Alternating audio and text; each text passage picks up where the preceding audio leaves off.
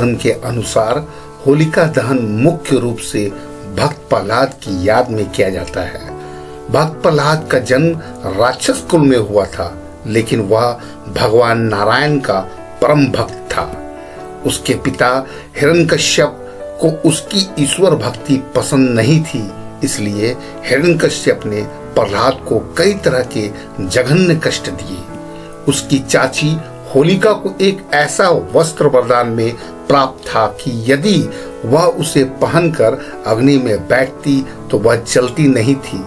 होलिका भक्त प्रहलाद को मारने के लिए वस्त्र पहनकर उसे गोद में लेकर अग्नि में बैठ गई। भक्त प्रहलाद के विष्णु भक्ति के फलस्वरूप होलिका जल गई और प्रहलाद का बाल भी बाका नहीं हुआ। यह त्योहार शक्ति पर भक्ति की जीत का जश्न मनाने के लिए मनाया जाने लगा।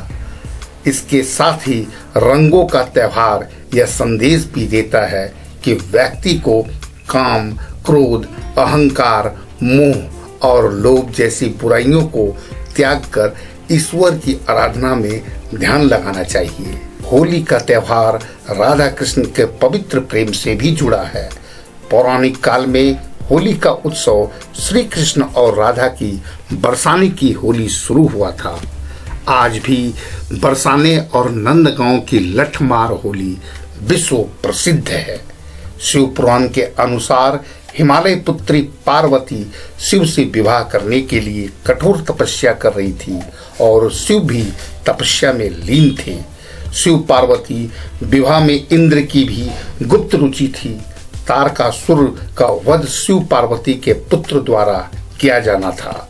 इस कारण इंद्र आदि देवताओं ने भगवान शिव की तपस्या भंग करने के लिए कामदेव को भेजा।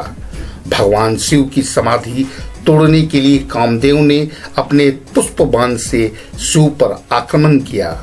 उस बाण से शिव के मन में उत्पन्न प्रेम और वासना के कारण उनकी समाधि भंग हो गई। इससे क्रोधित होकर भगवान शिव ने अपनी तीसरी आंख खोली और कामदेव को जलाकर भस्म कर दिया।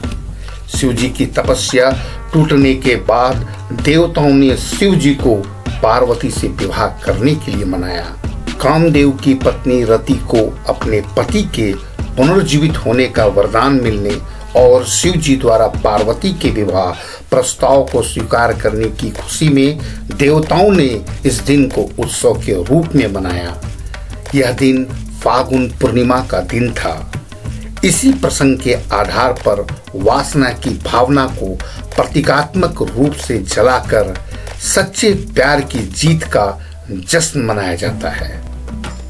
आप सभी दर्शकों को किंडर होम चैनल और टीम की ओर से हैप्पी होली की ढेर सारी बधाई।